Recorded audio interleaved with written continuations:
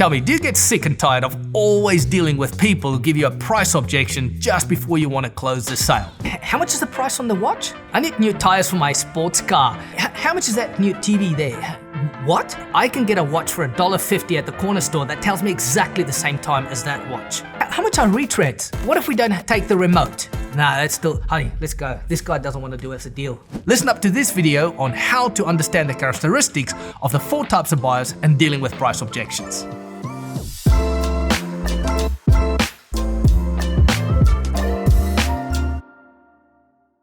I want to talk to you about the 4 different types of buyers. Firstly, what you want to need to keep in mind is that all 4 of these buyers will ask you about price. Price is normal.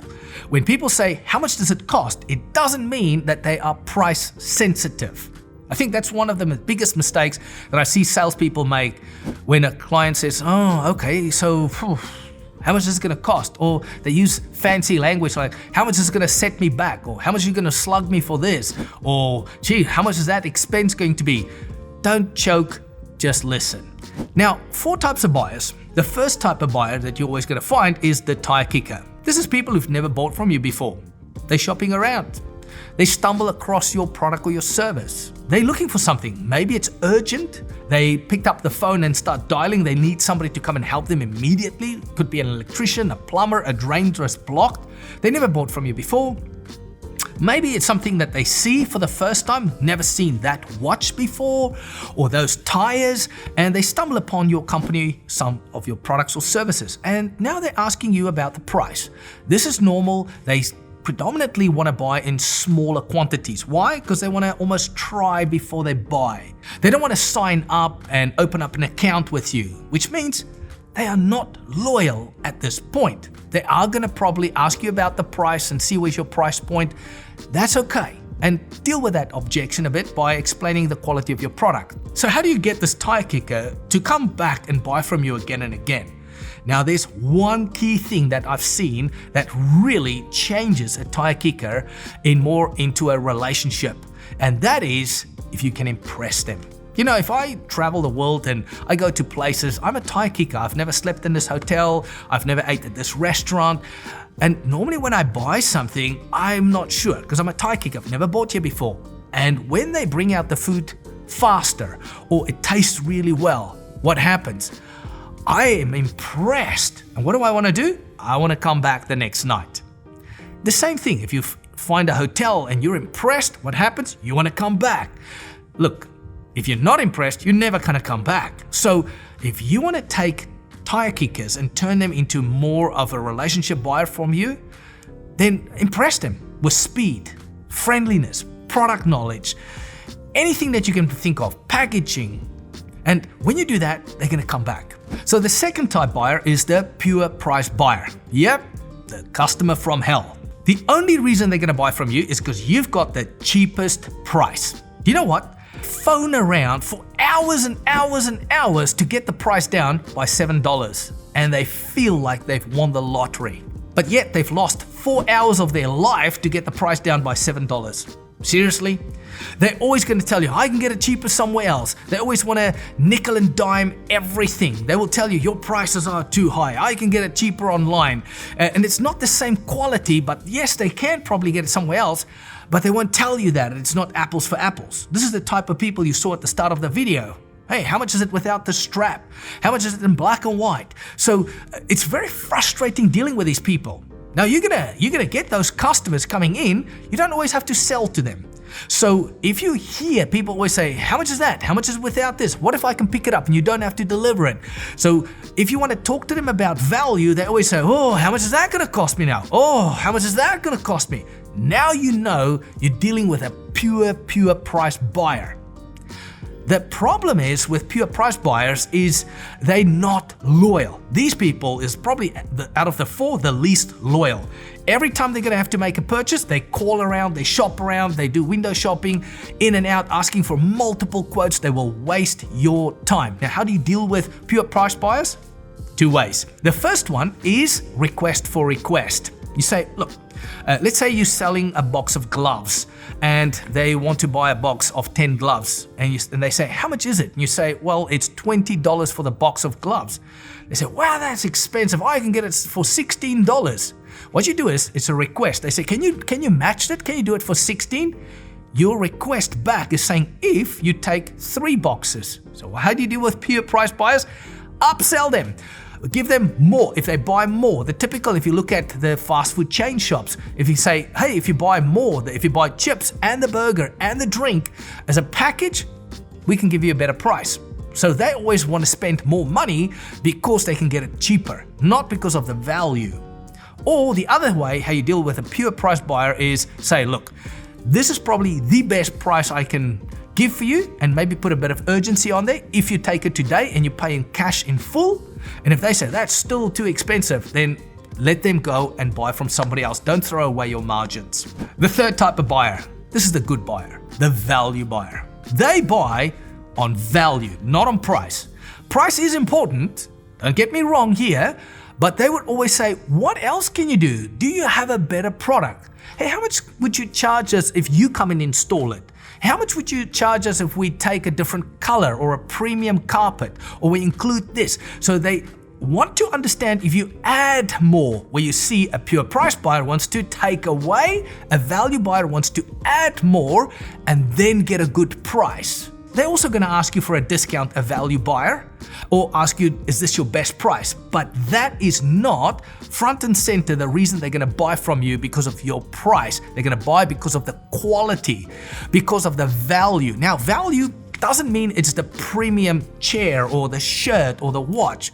It could be speed. They can get it immediately. It could be functionality. There's a function on the watch that they really, really want. And because of that, they add a lot of value to that product or that service that you can come and do. Maybe it's a free quote, a free drawing, something that you're going to add. Classic example is one of my customers did a fit out and the person said, is that the best price you can do? And I'm talking about millions of dollars, right? And they said, you know what I'm going to do for you? If you sign on the dotted line today, I'm going to throw in a free coffee machine for you, and we're going to pay for a barista to come and show you for a whole day, your whole company, how to make that premium coffee. I mean, this all in all would have been less than $10,000, right? And the customer said, brilliant, deal. They saw value in it because the person that they were selling to valued coffee. He loved coffee. So sometimes you just want to find out what value people, buyers, value in their life and in their business. And if you can sell them on value, you're probably going to get them over the line rather than focusing on price. Another thing is they also become loyal because they know where the value is, so they come back again and again. Rather focus your company and your sales to get more value buyers than to deal with pure price buyers. Lastly, the fourth type of buyer is the great buyer. It's the relationship buyer. Now, relationship buyers, how do you know they are? They come back again and again and again and again and again. You see, they're going to buy you and your company. They're not going to buy your products and service. They know what your products and services are. They bought from you before. Think about it. What type of brand of phone do you have? Yep, Apple, Samsung, Android, whatever it is. Now let me ask you, what is your next phone going to be when you upgrade? Yeah, probably the same brand. If it's Apple, it's going to be Apple. If it's Samsung, it'll be Samsung, isn't it? Why? Because you're more in a relationship, because you bought all the peripherals, all the plugins, all the chargers. So you're going to come back again and again. Now, the only time you're going to lose relationship buyers are if you disappoint them or you don't look after them. So a big tip here for relationship buyers is look after them, be in contact with them. Always look at ways how to give them a bit of exclusive something. Are they going to ask you for a better price? Yeah. This is tricky with relationship buyers. If you increase your price, you're going to have to let them know. And what they're going to do is they're going to say, whoa, why did you increase my price? You gave me a 6% increase in price. You're gonna have to manage the relationship. Why? Because it's a relationship buyer.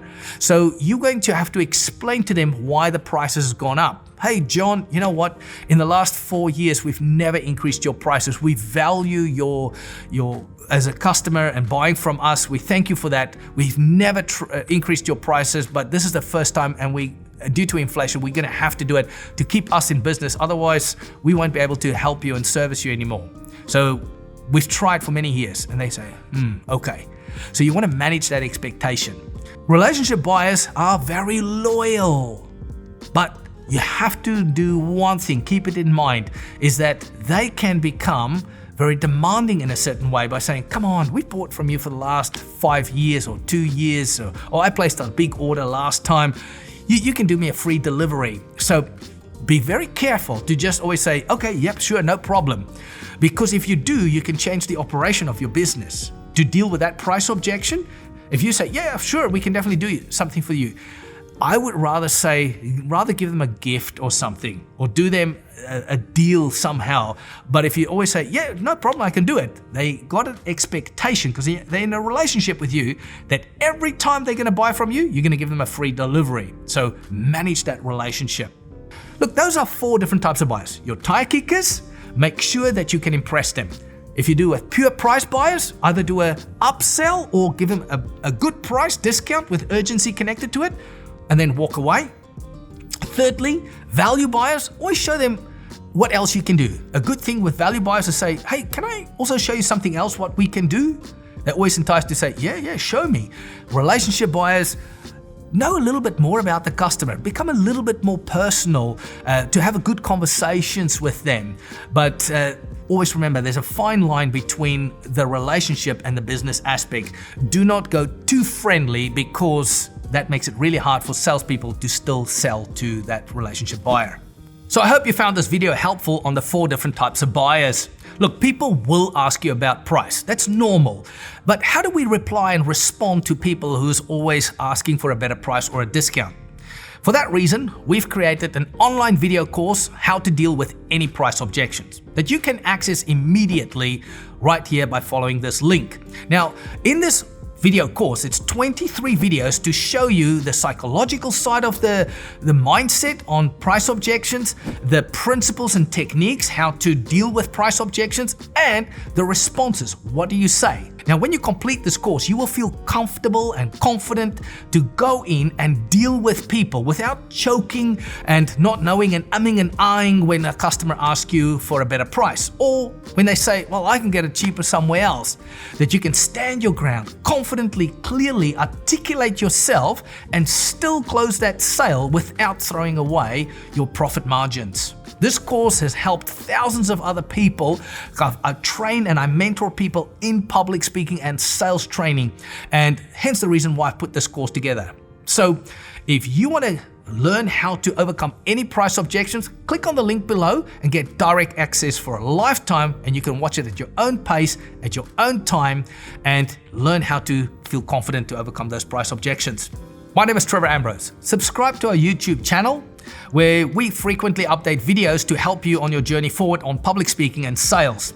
Also, leave us a comment or a question below. We always endeavor to read that and to respond back to you.